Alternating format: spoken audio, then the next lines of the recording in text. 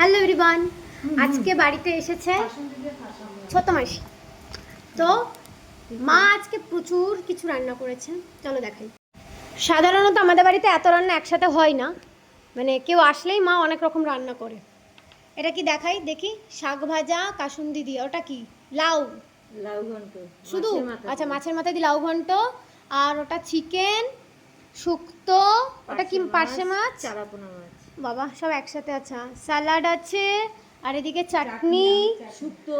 হ্যাঁ শুক্তো তো ও এনেছে। দেখ এবার রান্নাটা খেয়ে শশা কেমন হয়েছে বল। শশা আমি না খেয়ে না টেস্ট করে বলে দিতে পারি, কারণ যখন লোক আসে আমাদের বাড়ি তখন মায়ের রান্নার টেস্টটাই আলাদা হয়ে যায়। আর এমনি দিন আর কি মুখে দেওয়া যায় না এরকম একটা রান্না। শশা টক দই। ও হ্যাঁ, টক দইও তো দিয়েছি, নে খা। হ্যাঁ, ভালো করে ভোজন কর, আবার আসবি। হ্যাঁ, খেয়ে নি। মাঝে মাঝে এরকম লোকজন আসলে বেশ ভালোই হয়, তাদেরকে একটু স্বাদযুক্ত রান্না বান্না খেতে পারি।